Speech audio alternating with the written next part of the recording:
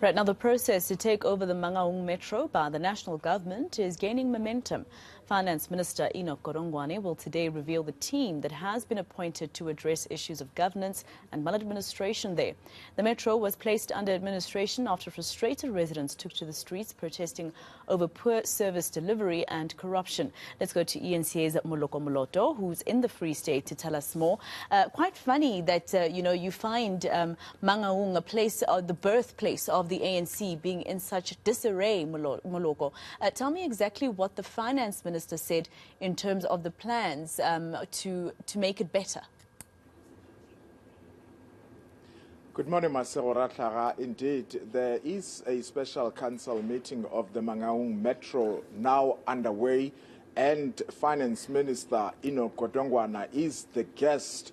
Essentially, he is here to announce the representative. He calls that person National Cabinet Representative. So that person essentially will be taking over the operations of the Metro. He will, if you like, be supervising the accounting officer or city manager, but that person will be working hand in glove with council and the executive mayor, who still retains his executive authority. However, both the executive arm and the legislative arm of this municipality will not be able to take any decision that is contrary to the financial recovery plan which this city has to implement. Now, there are questions because this particular national cabinet representative, who, by the way, is coming with a team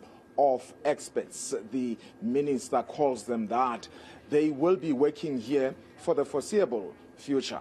The question that arises from council members is that which provision of legislation is really empowering government to allow a private entity, because Paul Maseko, who is representing cabinet, is essentially a consultant from Ndiso Consulting, which is a private entity. So the question is, which provision of legislation empowers a private individual to come and run public affairs of an institution such as a metro? Now, obviously, the minister still has to respond to those questions. However, let me just allow us to play a bite of the minister, who is outlining the responsibilities and the duties of Mr. Maseko, who will be taking over here. Their primary responsibility is to stabilize this municipality by ensuring the implementation of the financial recovery plan on behalf of the cabinet. The team is here to ensure that the financial and service delivery problems in the Mangaung Metropolitan Municipality are dealt with. In this regard, the cabinet has appointed a team from Ndiso Consulting, led by Mr. Paul Maseko, to help the municipality on its road to recovery. The team has been in the local government space for a number of years. In fact, Mr. Maseko himself has been a municipal manager at some stage. I don't know whether he was still called Eguruleni at the time. Their experience and expertise, along with your unreserved support and willingness to implement the financial recovery plan, will ensure improvement of the financial and service delivery performance for the better. As National Cabinet Representative, Mr. Maseko is delegated authority to oversee this intervention on behalf of the National Cabinet. It is important to emphasize that the process underway to update the existing financial recovery plan and to set new targets and timeframes for implementation of financial recovery plan activities.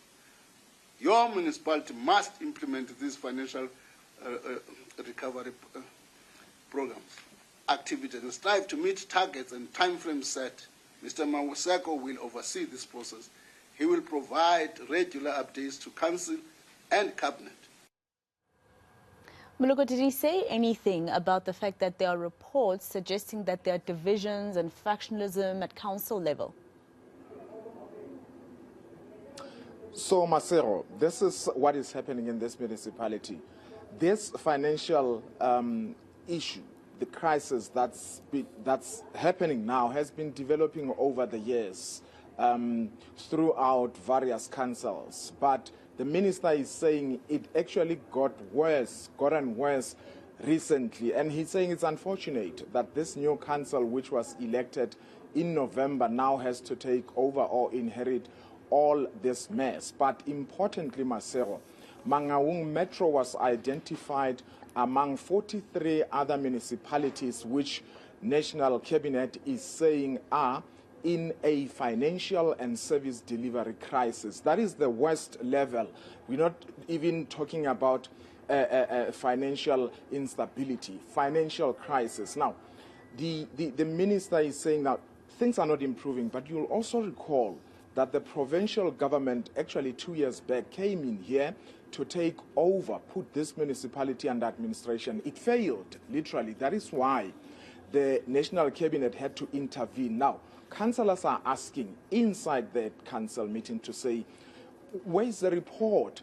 When you say that the provincial government really has not achieved much, exactly where and how did they fail? So the minister will have to answer those questions. But in terms of the factions that are in this council, Masero, you'd be aware that this is an ANC-run municipality.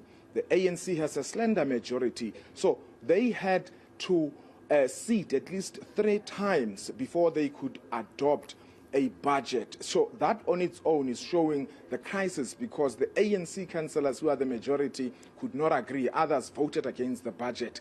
And they even ended up missing the date on which all municipalities ought to have adopted their budgets. Let's listen to the minister speaking to that. During the recent past few months, reports have been shared with me that indicate divisions and factionalism is rife in this council. These reports indicate that key decisions of council are not taken due to internal divisions. For example, the budget of the municipality was only approved at the 3rd attempt instead of being adopted as per the legal requirements by the 20th of May 2022. This does not inspire confidence in our ability to govern.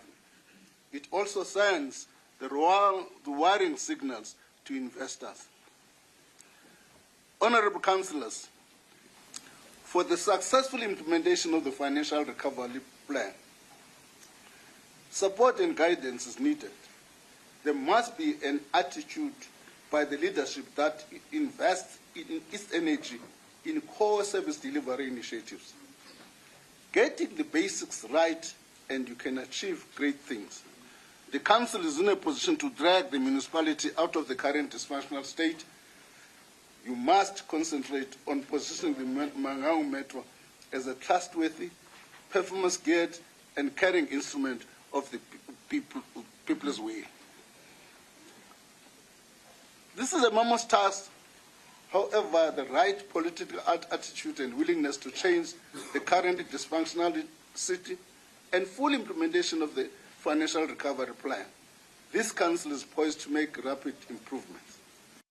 All right, Moloko Moloto and Mangaung in the Free State for us. Let's leave it there for now.